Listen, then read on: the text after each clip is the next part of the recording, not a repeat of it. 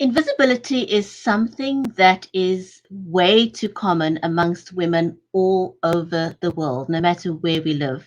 And as we are currently talking about suicide prevention, this is a very, very timely conversation to be had.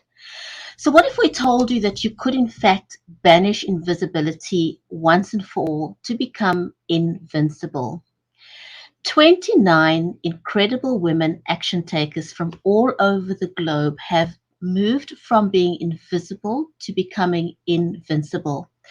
Today, we're going to be talking to the amazing woman behind all of this. She is Lynda Sunshine West, and she brought this group of women together to share their journeys in the book called Invisible No More, Invincible Forevermore. Stay tuned. We'll be right back with this incredible story. You have a story that is unique, a story that needs to be heard, a story that people care about. So it can get them to stand up for what they believe in. It can inspire them to change. It can inspire them to take action. It can inspire them to care. Care enough to be the light to someone's darkness. Care enough to extend a helping hand to someone who's down and out. Care enough to call things the way they are and see them for what they could be. Your story can make a difference. Your story can save a life. Your story matters. One story changed the entire world. Your story could do the same. All you've got to do is own your story.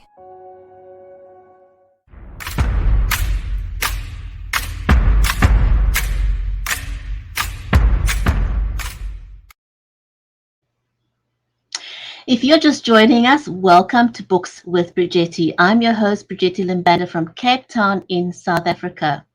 Our stream is made possible by StreamYard and Live Media, helping business owners make live videos. This is an audience-centric show. So if you are watching us on Facebook, on YouTube, on LinkedIn, over on Twitter, or on Amazon Live, please feel free to say hello in the comments, drop us a line. If you have a question for our featured author today, Lynda Sunshine West, please do that as well. And if you are brand new to the show, if you've never seen us before, feel free to just say that you are new in the comments and we will be happy to give you a shout out. A little bit about our featured author for today, Lynda Sunshine West, known as the Queen of Collaboration. And I can tell you that she certainly lives up to that name. Lynda is also a speaker, a 6 times best-selling author. She's a mastermind facilitator, an executive film producer, a red carpet interviewer, and she's also the founder of the Women Action Takers movement. At the age of 51, Lynda faced a fear every day for an entire year. That takes a whole lot of commitment, but in doing so, she gained a lot of confidence and uses that confidence to make a positive impact on the planet. And I can tell you personally, she absolutely does that. Lynda's mission is to help 5 million women entrepreneurs share their voice with the world through her mastermind, through collaboration, projects, podcasts, and events. And I can tell you, Lynda is a powerhouse of a woman. She also believes in cooperation and collaboration, and I can personally attest to that as well. So please help me give a warm welcome to Lynda Sunshine West.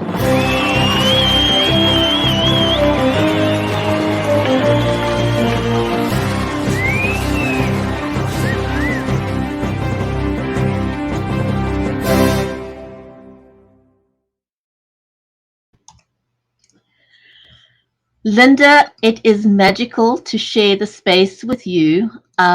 Welcome to the show. So glad to have you join me today.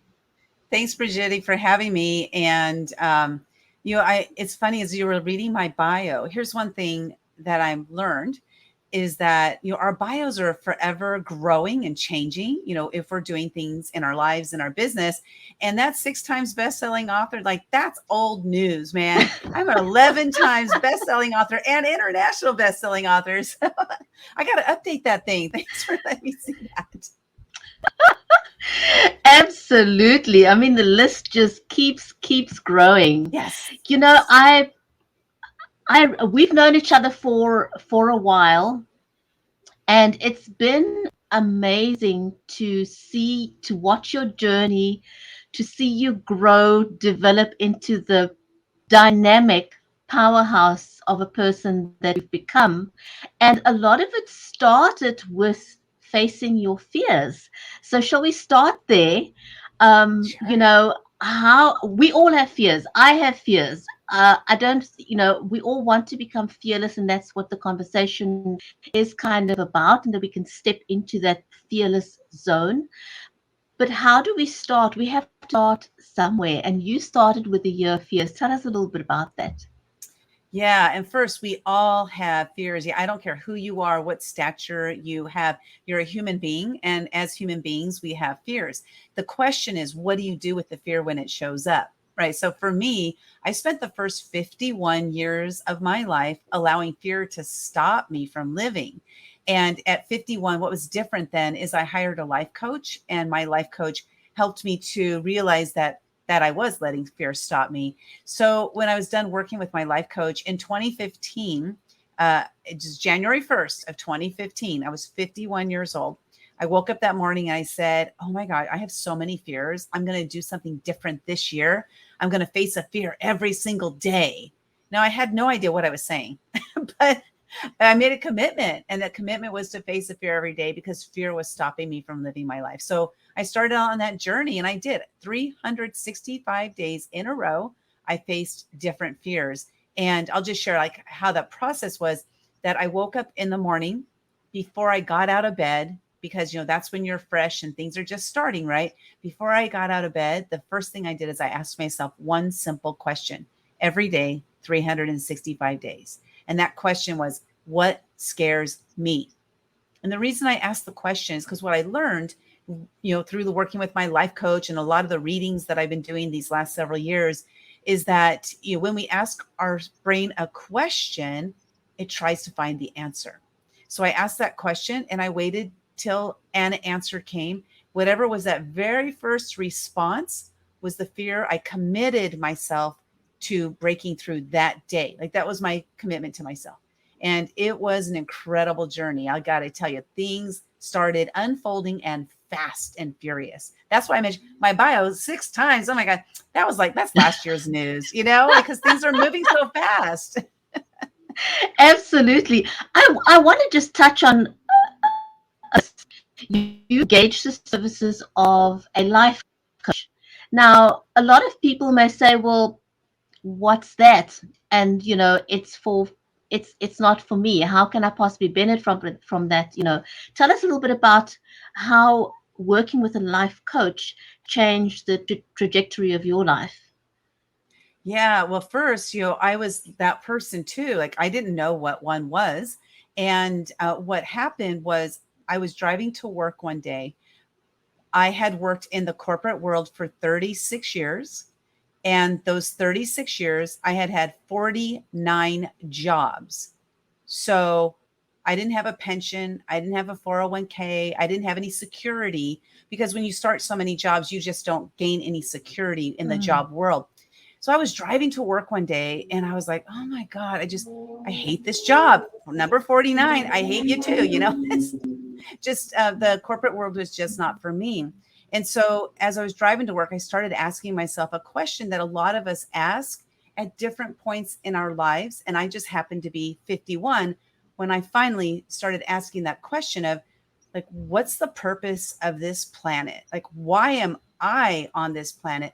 I have no value. I have no purpose. There's really no reason for me to be here. I don't get it. That's what I was saying to myself on my way to work that day. Well, when I got there, there was a Facebook post that I logged into Facebook, and there was this post from this woman that I didn't know. And it said, I'm a life coach. I took some time off. I'm getting back into it, and I'm looking for 5 women who want to change their life. So it wasn't the life coach part that stuck with me. It was the who want to change their life. Just that morning, I was wondering, like, why am I even here? Here's this life coach. I don't know what that's all about, but I want to change my life. So I raised my hand and I said, I'm in. Let's do it. I have no idea what's going to happen, but I'm ready. Let's go. That is amazing. But then you also, you also had to take the action to contact a life coach, and then to embrace what the life coach was advising. So all of it was you stand for. It's all about taking action one bite at a size, or one bite at a time. To be practical. And so you moved from this book um, of looking at one fear at a time, and you went from there to interviewing people on the red carpet, to becoming an executive film producer, having your own mastermind, now having become, a best-selling author 11 times. Can you talk us a little bit through that journey? Because for some women out there that in the space where you were, they may think, well, that could never happen to me. Could you talk a little bit about, what the journey's been like for you getting to the where you are now? And you did it in a relatively short space of time. Yeah, it really was really fast. And I got to tell you, the catalyst to all of that you mentioned, the red carpet, I interviewed the president of Mexico, the country, Vicente Fox, in his presidential suite. How does stuff like that happen? That was never, never, ever on my mind. It was never even something I ever imagined that I could do, because I lived, like, just like you said, how could that happen for me, or what have you? I lived in that life of, oh, that's for them. That's for those people. Like, don't even think about it, Lynda, because you're never going to be that person. I lived in, that was where my mindset was for so many years. And so when I started on the journey of facing a fear every day, that's when it all started happening. That's where it all started unfolding. Because remember, like you mentioned, I was taking action. Women action takers is all about taking action, and that's like the premise, because I realized that every action that I took got me to where I am today. It, like you said, you take it just a little step at a time, right? One little fear at a time. Sometimes the fears that I break through are so small, but they're astronomical in the end. And so they do add up to, add on to each other. And so how did I get on the red carpet? Well, that actually goes back to 2015, the year I was facing a fear every day. I was about 7-8 weeks into facing those fears when I attended an event, a vision board seminar, where people get together, they clip out pictures in magazines, and they create this vision board. Then you look at that vision board, and eventually you create what you create in your life, the things that are on your vision board, like the law of attraction, using all these different techniques that people use. So, but I didn't create a vision board. There were speakers at the event, and I sat and listened to the speakers instead. That was just what I was more interested in. The last speaker that day at that event, his name is Greg Reed. And actually, he's on my book, The Year of Fears. He wrote the foreword, because he ended up becoming my mentor. So anyway, he spoke on stage, and this guy really moved me into action just by his speech. What he said, he moved me into action. And I took action. And the action was to attend an event that he was hosting. Very expensive event. But first, I didn't want to attend because I was like, that's a lot of money. I'm not going to pay that kind of money to attend an event. That's ridiculous. My life coach was with me at the event, and she looked at me square in the eyes. I swear, she got like 2 inches from my face. And she was like, you don't understand. You have to be there. And I was like, okay, whatever she says, I have to do something. I did it because she saw in me way more than I ever saw in myself. And so I just had to trust that she knew that something was going to happen while I was at that event. So I went ahead and bought the ticket. It was one of the greatest things I've ever done for myself, because it wasn't about the event. It was about what unfolded because of the event. Like, the event was the catalyst to all of this. The Year of Fears was a catalyst. Like, so many catalysts that I have that made all this happen. So I'm at the event. It's called Secret Knock. And it was March. It was March of 2015. I'm 2.5 months into facing a fear every day. On the second day, at the very end, one of the speakers, his name is Frank Shankwitz, who recently passed away, but he's the founder of the Make-A-Wish Foundation.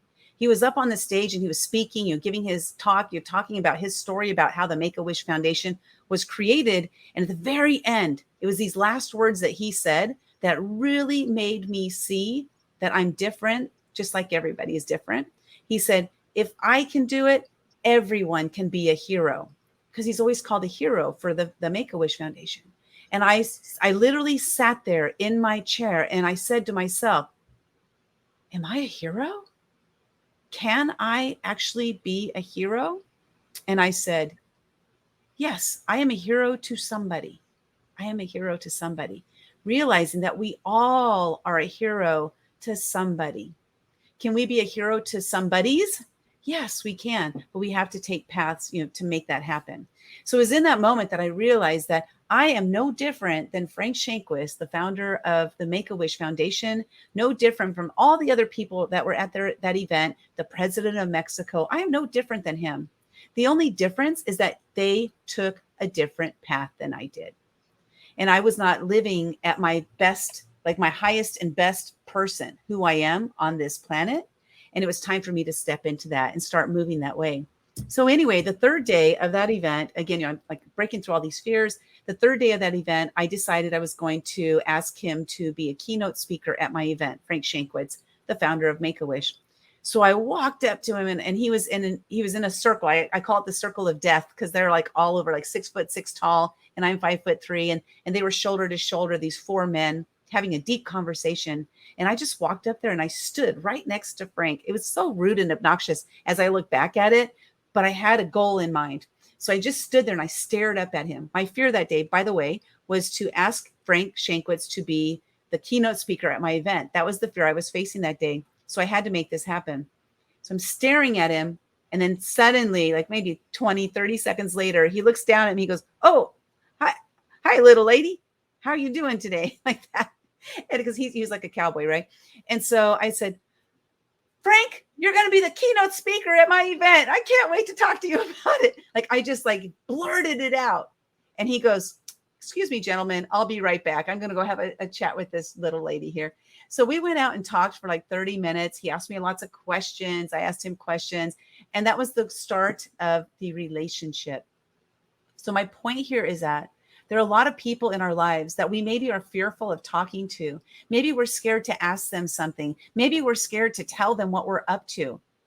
Just go do it. Just go do it. If I didn't ask Frank that question, what would have happened with my life? I don't know, because I did ask the question. So I went in, asked him the question. We had a conversation. We had a gentleman's handshake that he was going to be the keynote speaker at my event. But what started to unfold from there was absolutely incredible. He ended up being in my first collaboration book called Momentum, as well as some other people. But then you mentioned in my bio, executive film producer. That's for a story, a movie called Wishman. It's the story of the making of the Make-A-Wish Foundation. I ended up becoming part of that because of that relationship that I created with not only my mentor, Greg Reed, but also with Frank Shankwitz.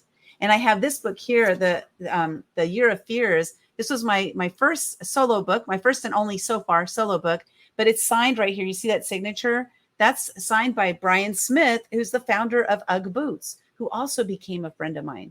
These people would not have become friends of mine had I not taken that first action step of saying, okay, I'll go to this event. I'll see what it's all about. And my life has totally changed because of that. That's how I got on the red carpet. That's how I interviewed the president of Mexico. It's all because I said yes to that one event, Secret Knock. It's amazing, just simply being willing to put yourself out there. And it's something I've learned as well over the years. For some reason, we seem to be afraid to just ask one question. And what is the worst thing that can really happen? The worst thing is that somebody will say no. That really is the worst thing. So, what are we really afraid of? Putting ourselves in front of people And the way I look at it is that, no matter what stature people hold in life, or what degrees they have, or whoever, they are just people at the end of the day. It may just be a degree or experience that sets them apart, but there's nothing else that makes them any different from you and I.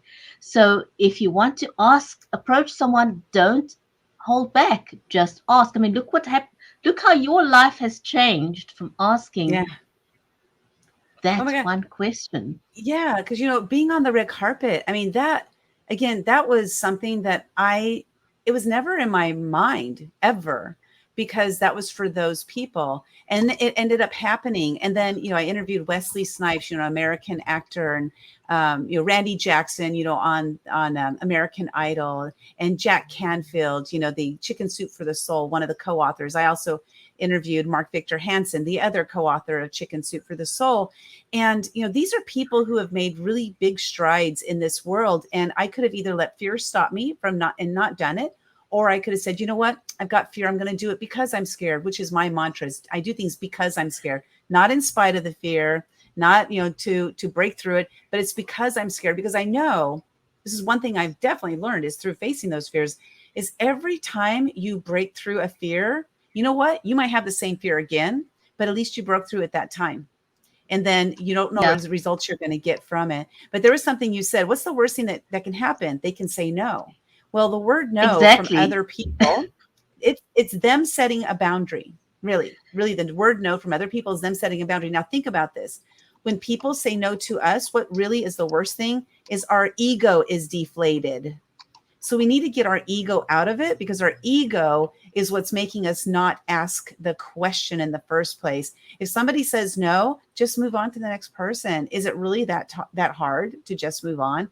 No, but we let our ego stop us from moving on. Oh, the next person might say no. And here's the other thing too. Last thing I'll say on this topic is that when we don't ask, we are already saying no. We're saying no for them. So Right.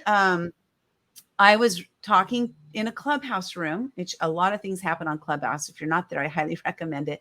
But one of the ladies in the Clubhouse room was the VP of marketing for the company called Tiffany. A lot of people know of that company. It's a worldwide company, Tiffany, and known for its high class. And I reached out to her and I said, hey, I really love your story. Would you like to share your story in one of my collaboration books coming up? And she said, yes. And I said, oh, also, I host an event called Women Action Takers. Will you speak at my event? She goes, yes, of course. My point is that I asked, and guess what? Now it's happening. It's that simple.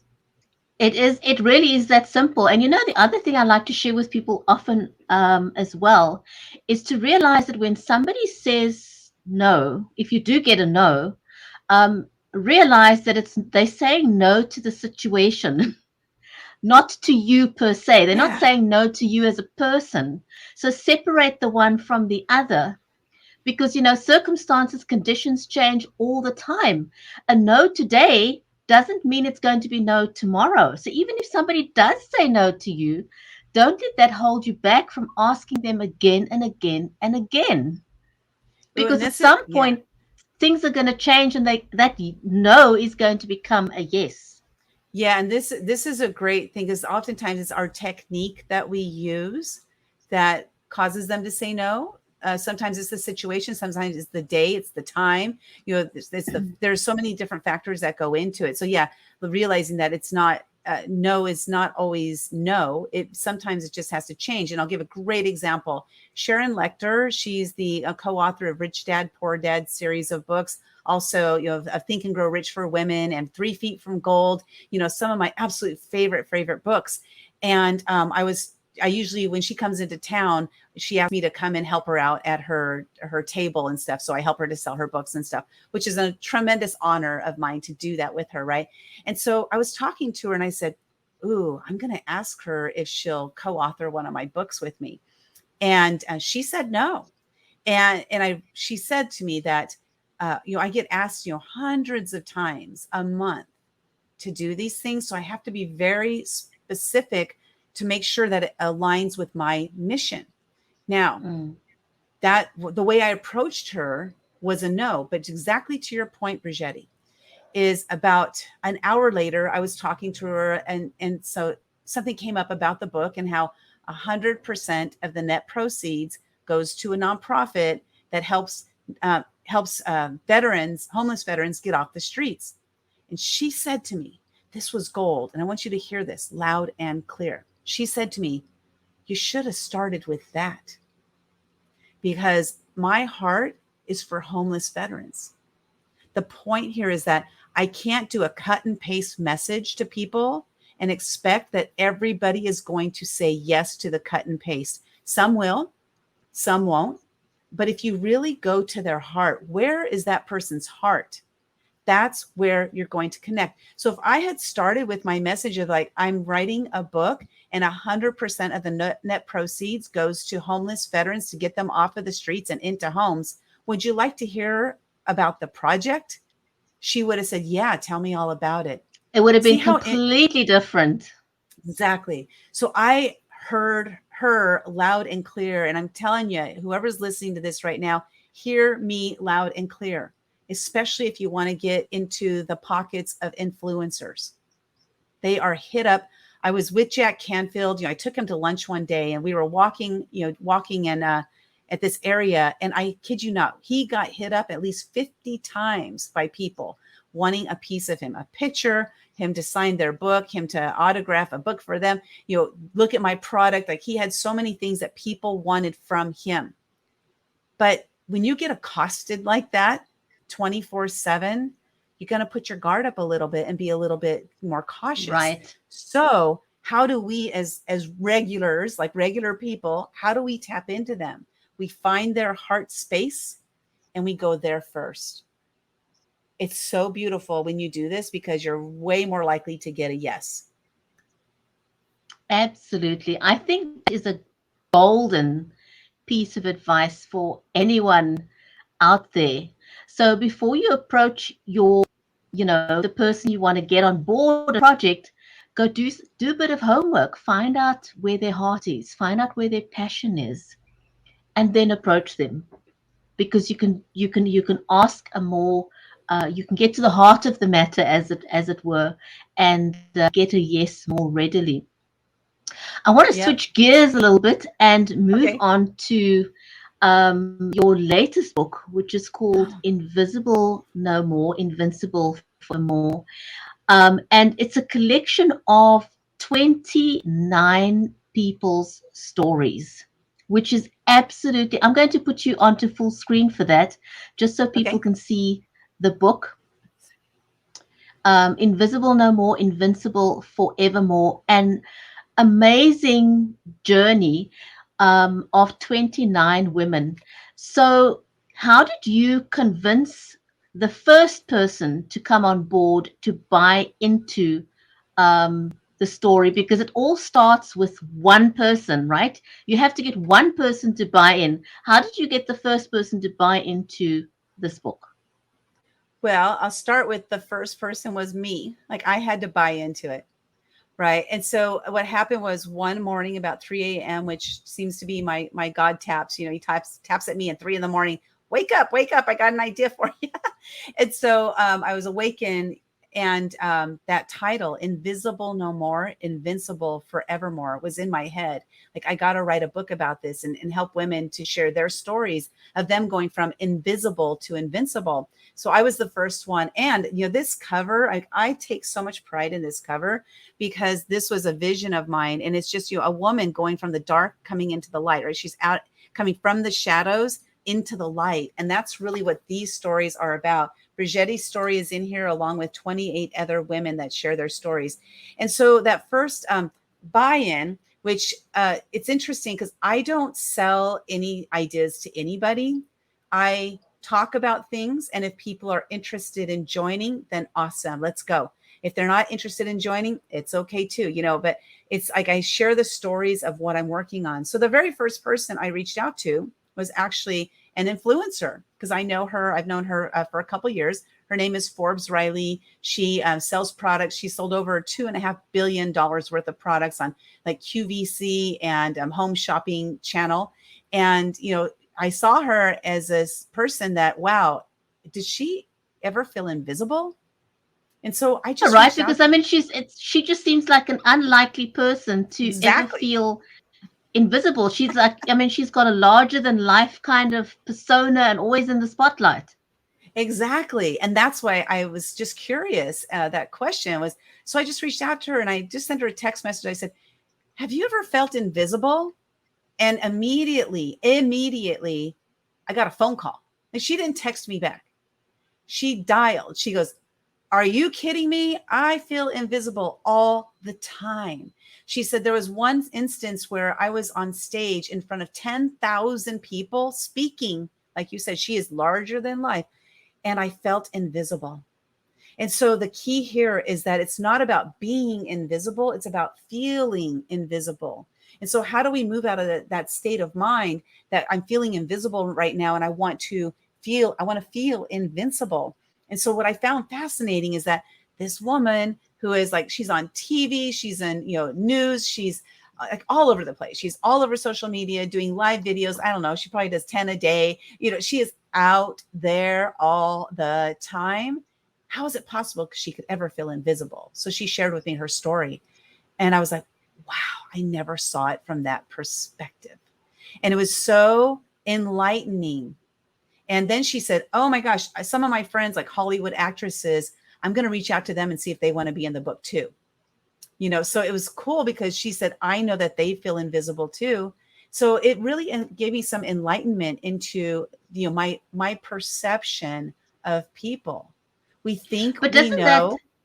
I Go know, I ahead. was just going to say that, we kind of think or we assume things about people, oh, she's rich or she's a red, she's on the red carpet, she should be okay. It's like, that person can't possibly suffer from feelings of worthlessness.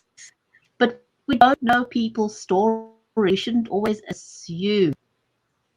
Yeah. Yeah. And it's so true. And a lot of those things that we see in them, they don't see in themselves. That was like, and a great example, that was my life coach. She knew why I needed to attend Secret Knock. I didn't see that because I didn't see myself as having value enough to even attend, right? But she saw it in me. And so oftentimes we see the greatness in others, but they don't see it in themselves. I actually came up with a quote, and that's to see yourself through the eyes of others, for others see the real you, with the caveat, only those who see you in the positive light. Don't see yourself through the people with the negative light, because what they're seeing is a reflection of themselves. So I think it's an important piece here. This book, Brigetti, is way more than just a book. This book, like, we're getting so many messages from people saying, I needed to read that story today. I was feeling very depressed. I was feeling like, one of them actually reached out and said, I was thinking about committing suicide, but reading this book really helped me to see that there is hope. And so just that right there is the reason we wrote this book, you know? Absolutely. And it's amazing. Almost every time, I've spoken to a number of the ladies in the book now, and every time I talk to another one of the authors, I'm so overcome with emotion um, because every story is so very, very, there's no two stories that are alike. And yet it tugs at our heartstrings because at some level we can connect to every story. What stood out for me about reading some of the stories and speaking to some of the authors is that sometimes you may not even have realized that you had gone through a similar situation, because a lot of us suffer from cognitive dissonance where we separate ourselves from situations that were uncomfortable and we don't want to remember them. But when other people speak about it, somehow all those memories come flooding back again.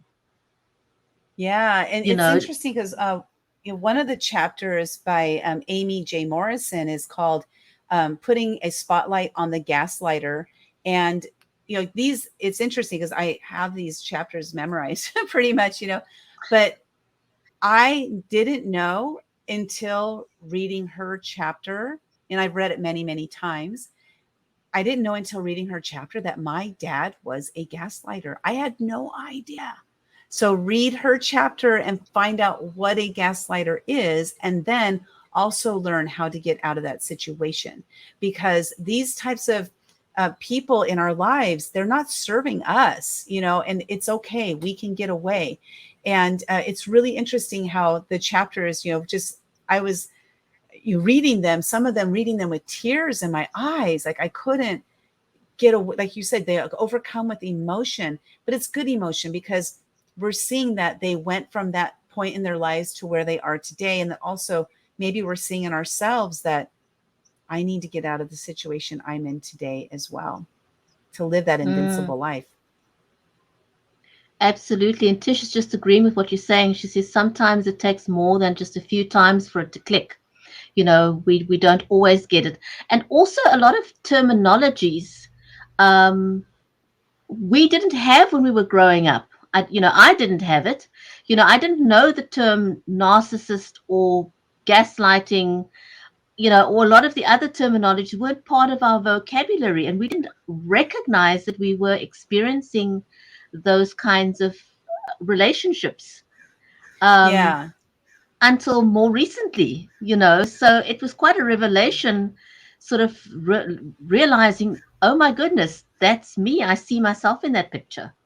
Yeah, and the word gaslight actually comes from there's a movie, I think it's in the 1950s. It's a movie called Gaslight. I haven't seen it myself, but Amy was telling me about it. And that movie right there is where the term came from. It was from that movie. So it's interesting how, sometimes Hollywood will direct, some of the things that we say, some of the terms we come up with will stem from something like that. But really, the personality has always been there. It's just like, what's the title of it, right? We putting that title to it. Oh, that's a narcissist. Oh, that's a gaslighter. And, or that's all these kinds of terms that come up. And then we adopt those terms in our own lives. And it really helps us to be able to connect with others that are going through the same thing. I think that's really what really helps to make that connection with each other. Absolutely. Now, there's a lot of powerful stories that have moved me personally, but can we touch a little bit on your story? Because the book opens up with a very powerful chapter. Could you read those first few lines in the book? Because I think they are amazingly impactful. So would you mind? Of course, I'd be honored. Well, and here's the thing is this is my story. Like, all the ladies' stories in here are true. These are from their life, their experiences. And you're going from that place of invisibility. And sometimes our invisibility starts at a really young age. Sometimes we move into it at an older age. And it doesn't matter when it is, just to know that we can move out of that into invincibility. So my chapter, The Rising Sunshine, is the title of my chapter because sunshine is not my given name. It's the name that was given to me just in the last couple years during my personal development journey, starting with my life coach and stuff. So my chapter starts out, thank God the bastard is dead. Those are the first words my mom said when my dad took his last breath. We were in the hospital, standing about 20 feet away from his hospital bed. Thursday night, he walked into the hospital having chest pain. Friday, after 86 heart attacks, around 4 p.m., he took his last breath. I called him dad, but really thought of him as a monster all of my life. He was an abusive alcoholic, and even though he stopped drinking 40 years before he passed away, he was still that bastard mom referred to him as. You may wonder why we allowed him to have 86 heart attacks before turning off his pacemaker. Well, mom was in charge, and for the 55 years they were together, every decision mom made was wrong. She was so wrapped up in being wrong and making the wrong decisions that she didn't want to tell the doctor to turn off his pacemaker. What a double blind indeed. So that's the beginning of my chapter. And, I know a lot of women are experiencing that. And my mom didn't know how to get out. I married somebody just like my dad, my first marriage. I was with him for 2 years. I had two kids. I had a 4-week-old and a 14-month-old when I literally walked out on him because I didn't have a car. So I changed my life in that moment to make that decision that I was not going to live my mom's life. We can make decisions like that right now in our lives. We have the power, the ability to do that. Sometimes we don't know who can help us, but just keep reaching out. There's somebody out there who can help you to change your life, to get out of the situation you're currently in. So, Brigitte, I don't know if you wanted the interview to go there, but that's where we went right now because I felt called to talk about that. No, absolutely. I think your story is amazing on so many levels, because a lot of women can relate to that. There are a lot of women in situations where they feel trapped. And oftentimes it's because women have little children that they make the decision not to change, and to stay in an abusive relationship, even though it may be detrimental not just for them but also for their children. And I'm not saying that you should go and rush out to get a divorce, that is an answer to every situation. Every situation is different. But if you are in an abusive situation where your life and livelihood and that of your children are threatened, then you need to take a look at that and take some action to ensure that not only you remain safe, but that your children remain safe as well. So I'm glad that you did go there. Yeah, Um, and Brigitte, I'd love to address that because being a child of a volatile, extremely volatile, abusive alcoholic, as a child, oftentimes parents will stay. Like my mom stayed with my dad because she didn't know how to get out. We ran away many times, but we always went back. Like we never were gone for more than a couple hours, and then mom would just drive us back home. And thinking about that, like when I look back at my past as a child, it would have been better as a child had I known what a loving household was like. Loving, even just having just a mother with 5 kids would have been better than living in a volatile household because that was the pattern I learned. I learned from the pattern that I grew up in. So oftentimes people will stay together for the children. What they don't realize is actually they're staying together and it's not really for the children because it's a detriment to the children, or it can be a detriment. It doesn't have to be physical abuse to be abuse. That mental abuse, it can be the words that are said, it could be the way they're said, the conniving, the condescending comments. My dad, the very last words he said before he passed away were condescending to my mom, his last words. And so that was the way my mom lived for 55 years. That was the environment I grew up in. That was all I knew. So what happened? I ended up marrying somebody just like that because that's all I knew. I didn't know what real love was until I was 51 and hired that life coach. She's the one who taught me what true love is. And so the thing is that when we get out of a situation, I'm not telling anybody to just leave. I'm not even telling you to leave. All I'm saying is look at your situation and make a decision based on facts, not based on your emotion. Sit down and look at the facts and see if the facts are what will gear you towards making a change. Maybe it's just standing up and saying, you know what? I love you, but I'm not going to take this abuse anymore. We got to change our lives together in order for me to stay. Maybe that's what it is. It's whatever it is for you. There's no right or wrong from my perspective, right? But it's finding help because sometimes we do need to reach out for help in order to get the results that we want to get. I have been reaching out for help for years now, and I am so glad that I'm open to that. It's changed my life.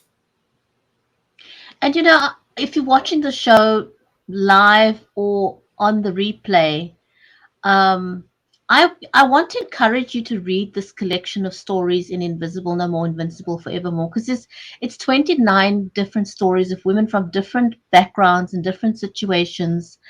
And chances are that, if you're in any kind of abusive situation, you're going to be relating to one of those stories. And sometimes it takes a while. We don't realize that we are, sometimes you don't even recognize that you are being abused until somebody else points that out for you. And so by reading the book, reading the stories, it's a way of helping you identify to see if you are, do you identify with one of those stories, with one of the women in there. And the great thing that I like that you have gotten all the authors to put into the book is there's a way for people, for readers to reach out to each author. Do you want to Yeah. just tell people how that happens? Yeah, that's it was important to me because the stories are impactful, and I don't want to like leave you hanging, right? Where you read a story and you just move on with your life. No, read the story, reach out to these women, because when you, first of all, I go from one perspective and then I'll go from the other perspective. First of all, by you reaching out and letting them know that their story has impacted your life, you're helping them realize how valuable it was for them to share their story. Oftentimes people don't tell us how much we've changed their lives. And the other perspective is when you reach out and talk to them about how their story has changed your life, there might be a relationship that is created out of that. And maybe, just maybe, that's your lifeline to figuring out what you're going to do next, right? So when you're reading these stories, like some of them you'll be like, oh, that's a cool story. And some you'll be like, that's my story. That is my story. This woman's, I thank her for telling her story because it's helped me to see so much deeper into what I'm going through right now. Gaslighting is the perfect example of what you just said, Brigetti, because a lot of times we won't see what we're going through. And that's because we're too close to the forest to see the trees. And so when we are being abused, oftentimes, especially in those narcissistic or gaslighting type of environments, it's a slow chipping away of our mental beliefs in ourselves. It's such a slow chipping away that we don't see it happening. Next thing we Right. know, we're being It's controlled. Yeah. insidious. It's Yeah. over a long period. It happens over a very, very long period of time, but it's those little things. And it's so insidious that we don't notice it, we don't realize it. Eventually, the person gets you to start questioning your reality. You start wondering, did that event really happen? Or am I Yeah. imagining it? And you start confusing reality with, you live in a state of confusion because you're constantly questioning yourself. Did I imagine that? Did it really happen? And if the person's constantly saying to you, it's your imagination or you're exaggerating, it's a constant undermining of your thoughts and who you are. And eventually you lose yourself completely. And Tisha's just saying in here in the comments on Amazon, um, that a friend of hers had finally made a decision after being in a marriage for 20 years that something needed to change. And she says, correctly, sometimes the person on the inside looking in does not see it as clearly as the person on the Yeah. outside looking in. And that's why we're saying, read the collection of these stories. And sometimes even when we recognize what is wrong or that we're in an abusive situation, like we talked right in the beginning about finding a life coach, Mm-hmm. we're saying if you resonate with a story in the book, reach out to the author of that story, because sometimes you just need someone to say to you, you'll be okay. Yeah. Yeah, sometimes that is all it takes. Somebody that believes in you and lets you see that there is a way out, right? There is the way out isn't always leaving. Like I mentioned earlier, it's not always about leaving, but it's about changing who you are and stepping into that power that you have, because you do have power, but you may have felt overpowered by the other Mm, party. So now it's time to say, you know what? I do have power and I'm ready to step into it. And I'm ready to say, here I am, and I want to change. I want to change this situation. I want to change my life. Let's do it together, or I need to do it by myself. So I'll share really quickly. I gave my husband what may have been seen like an ultimatum by people, but there was a point in my life, my 49th job that I left. After that, my husband and I, we sold the house that had been in my family since I was 2 years old, and he didn't want to sell it.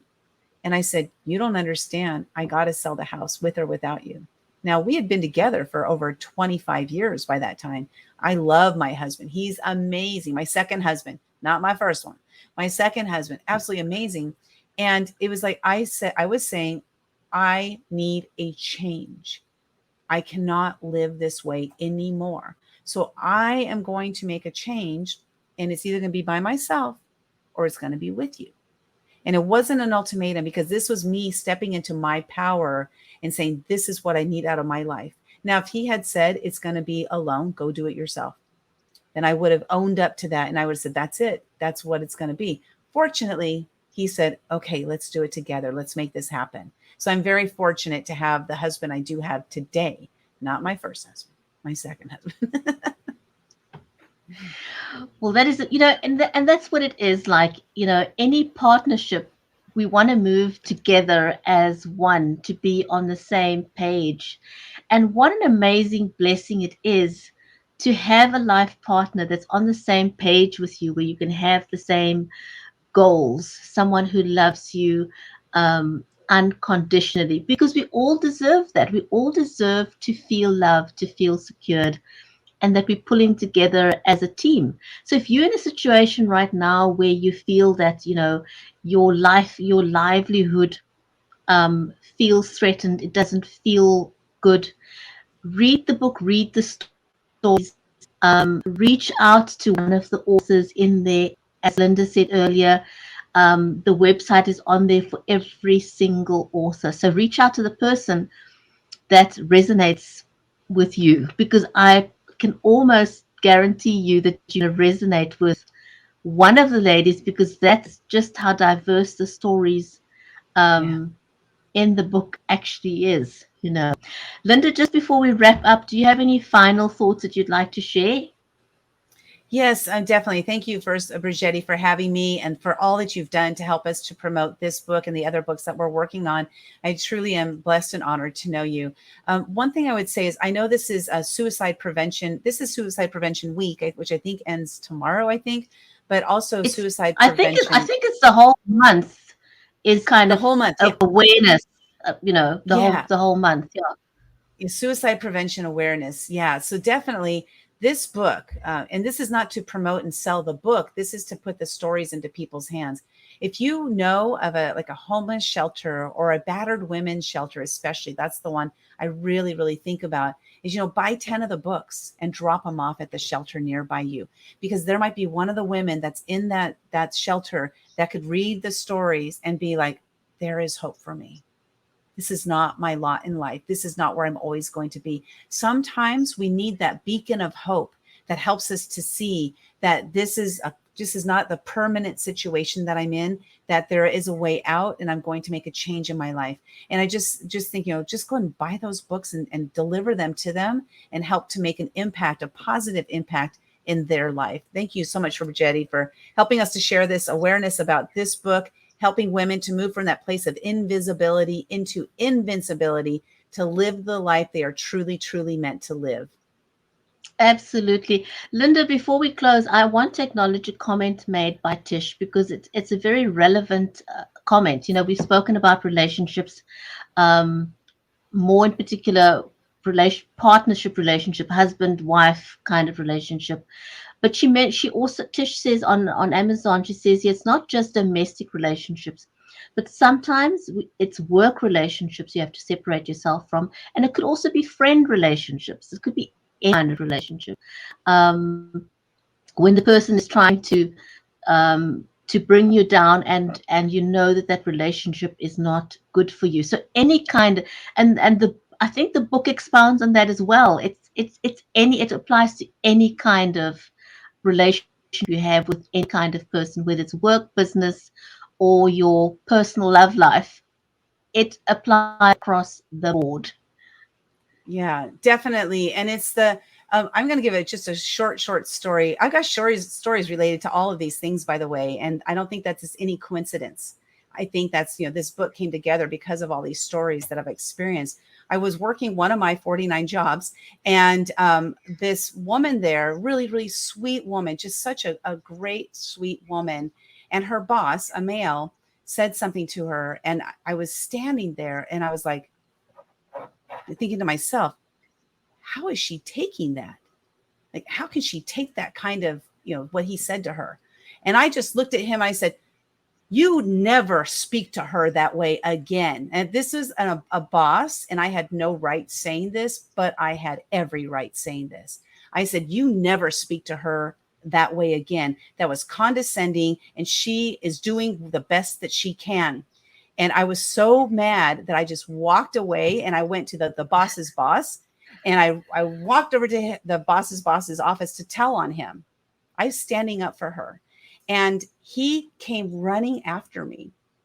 And he didn't know that the boss was there. So he thought he was getting away with something. And I went in there and I said, this gentleman, for lack, I'm not going to say his name. I'll just say, call him John. His name wasn't John, but John just said this to Sue, and it is unacceptable. And he came running in to defend himself. And she, of course, the boss took my side. The boss's boss took my side. And my point here is that she didn't recognize that he was talking to her that way. Just what Tish was saying. She didn't recognize it, but I did. And I stood up for her. And I got to tell you, things changed in that office. He was almost fired. You know, they flew in from Philadelphia to chat with this guy to tell him that this was unacceptable behavior. And because I stood up and I spoke up for her, you know what? I was shaking in my boots. I was terrified to do it, but I did it because I was not going to let her be belittled like that. It's inexcusable in any work environment. So if you are witnessing it happen, speak up. Speak up, because that person that it's happening to oftentimes doesn't even recognize it's happening. We got to speak up for them. That's the only way they're going to gain that power back in their own lives, is that we help them to get there. So go speak up for them. If you're going to get fired, don't risk it. But I risked it because I didn't care. They could have fired me that day and I wouldn't care, because I spoke up and I made a difference in that lady's life. And you know, it made me think of a very important point, and Tish was kind of was the one commenting here on Amazon that gave me thought, is, you know, we have to teach people how to treat us right.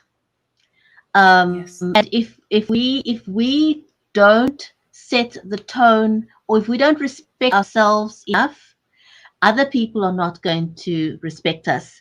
And here's a quick story. A friend of mine said, um, she commented to her dad. You know, her parents were married for like 60 years or something, and she said to her dad, you know, um, I feel so sorry for mom, you know, because she watched her mom literally worship her dad all these years, picking up after him, you know, doing all these things. And he said, why? So she looked at him, she thought, like, you know, what do you mean? And he says, well, when we got married, she was picking up my clothes and she did this and she did that for me. And, you know, so what's the problem? She seemed to be happy with it. And she says it made her took a long, hard look at her own life, and she thought, do I want to be doing this 60 years from now? No. And from that moment, she stopped picking up clothes from the floor. She told her family, if you want your laundry washed, put them in the laundry basket. And it took them all of about just over a week of not doing it and then running out of clothes to wear, when they realized, oops, mom was actually quite serious. If I put it in the laundry basket, it ain't going to get washed. Exactly. So sometimes it's taking that first step of action of respecting ourselves enough, um, to make other people take the kind of positive action we want to get out of them. But it starts, as you said, the action starts with us. Yeah. Yeah. Oh my gosh. Okay, I'm going to share one funny story. You just made me think. You just made me think of one. I know we're almost out of time here. We're probably already out of time. But when my husband and I first got together, my current husband, we've been together for 33 years, and it's been 33 years of bliss mostly, you know. But when we first got together and we moved in together, I grew up with a clean clothes pile and a dirty clothes pile on the floor. Like that was what it was for me. So when I moved in with him, I had a clean clothes pile and a dirty clothes pile. One day he looked at me and he set a boundary. His boundary, he said, when you get home from work today, when I get home from work today, if your clothes are still on the floor, I'm going to just throw them away. Well, guess what? I didn't believe him because my mom and dad gave threats all the time and they never followed through. When I got home from work that day, all of my clothes were in the trash can. So I learned right then and there, and it was instant, that, do not leave my clothes on the floor. And I stopped, just like you. Now that was me. I was an adult. I was 25 years old at the time, or 26. And I was a grown adult, and I was living my life as I had been living it for many, many years. So it changed, and I don't leave my clothes on the floor anymore. I learned my lesson. Oh my goodness. And I just want to give a shout out to Freddie, who's joined us over on Amazon. Thanks for stopping by. We're kind of at the end. So Freddie, you're going to have to watch the replay. Yeah. We have been talking about mostly overcoming our fears, and then moving from feeling invisible to becoming invincible. Go and have a look at the book, please. It's a great book.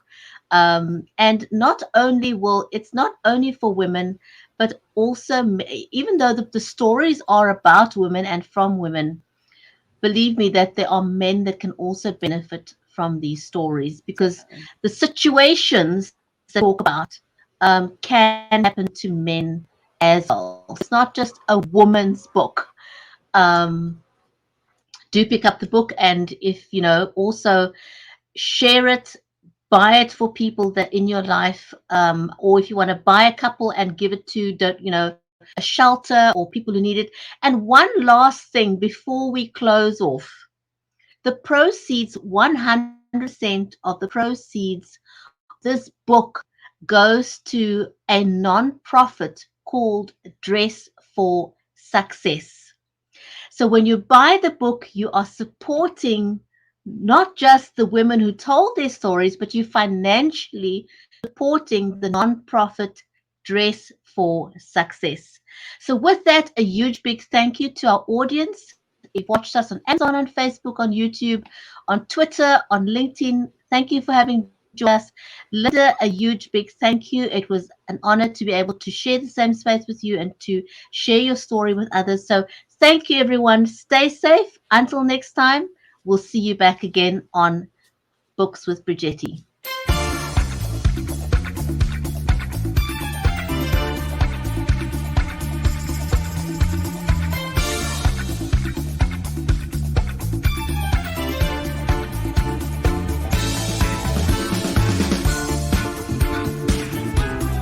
Almost 3 billion people and counting are consuming video content on their devices. BeLive Media helps brands position their products and services to people at a time and manner that's convenient to them. If you would like to reach your customers and clients and stay ahead of your competitors, then connect with us